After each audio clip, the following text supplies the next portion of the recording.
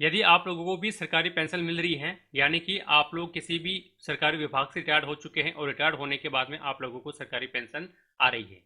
अब आप लोगों को ये सरकारी पेंशन लगातार आती रहे, इसके लिए आप लोगों को हर साल जीवन प्रमाण पत्र प्रस्तुत करना होता है, जो कि थोड़ी सी एक जटिल प्रक्रिया है। तो अब राज्य सरकार ने राजस्थान पेंशनर समाज की मांग पर पेंशनरों के जो जीवन प्रमाण पत्र प्रस्तुत करने की जो प्रक्रिया है उसको और अधिक सरल कर दिया गया है। यानी कि अब चतुर्थ श्रेणी कर्मचारी को छोड़कर कोई भी सरकारी सेवारत राज्य कर्मचारी और अधिकारी किसी भी पेंशनर का जीवन प्रमाण पत्र अपनी एसओसो आईडी से अपलोड कर सकता है। यानी कि अब राजस्थान सरकार के कोई भी कर्मचारी और अधिकारी हैं, वो किसी भी सरकारी पेंशनर की जो जीवन प्रमाण पत्र है उसको सत्यापित कर सकता है, उसको वेरीफाई कर सकता है। तो यदि आप लोग भी सरकारी पेंशनर है तो अपने आसपास में देख लीजिएगा, कोई भी यदि कुछ अधिकारी या कर्मचारी रह रहा है या फिर कोई ऑफिस है आप लोगों के आसपास में, तो आप लोग उस ऑफिस में जाकर अपनी उनकी एसओसो आईडी से अपना जीवन प्रमाण पत्र को वेरीफाई करवा सकते हैं।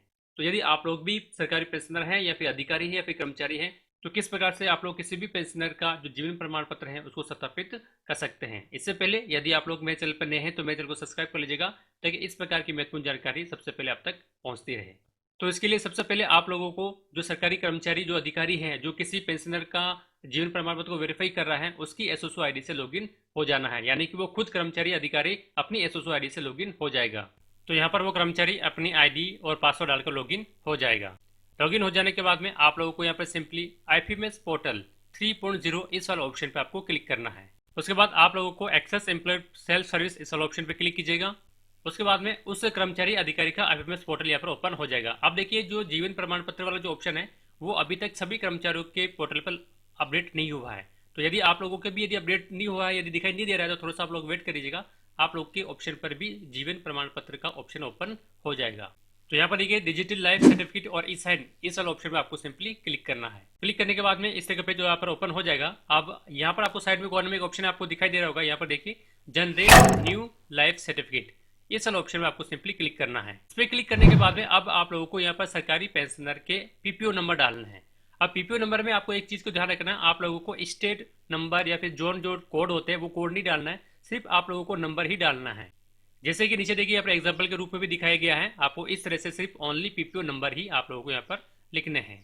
उसके आगे वाले ऑप्शन में जो सरकारी पेंशनर है उसके अकाउंट नंबर के लास्ट के 4 नंबर आप लोगों को डालना है, जिसमें कि सरकारी पेंशन जा रही है। उसके बाद में आप लोगों को यहाँ पर सर्च वाला ऑप्शन पे क्लिक करना है। तो सर्च वाला ऑप्शन पे क्लिक करने के बाद में आप लोगों को उस कर्मचारी की डिटेल आपकी स्क्रीन पे शो हो जाएगी, और शो होने के बाद में नीचे आपको एक ऑप्शन मिलेगा जनरेट सर्टिफिकेट। तो आप लोगों को सिंपली जनरेट सर्टिफिकेट इस वाला ऑप्शन पे आपको क्लिक करना है। क्लिक करने के बाद में आप लोगों के सामने जीवन प्रमाण पत्र का एक प्रारूप शो हो जाएगा। तो इसको आप लोग एक बार देख लेना है। अब आप लोगों को ये जो जीवन प्रमाण पत्र आपके स्क्रीन पे शो हो रहा है उसको आपको ई साइन करना है, और ई साइन होने का मतलब ही है जीवन प्रमाण पत्र को वेरीफाई करना। तो आप लोगों को नीचे 2 ऑप्शन और मिलेंगे, और एक अप्रूव और ई साइन वाला ऑप्शन। तो आप लोगों को अप्रूव और ई साइन वाला ऑप्शन पे क्लिक करना है। इस पे क्लिक करने के बाद में आप लोगों को आधार कार्ड नंबर मांगेगा। अब आपको यहाँ पर समझने वाली बात है कि जो आधार कार्ड नंबर डालना है वो आधार कार्ड नंबर उस अधिकारी और कर्मचारी के डालना है जो कि इस प्रमाण पत्र को वेरीफाई कर रहा है। आपको सरकारी पेंशनर के आधार कार्ड नंबर नहीं डालना है, आप लोगों को उस कर्मचारी और अधिकारी के आधार कार्ड नंबर डालना है।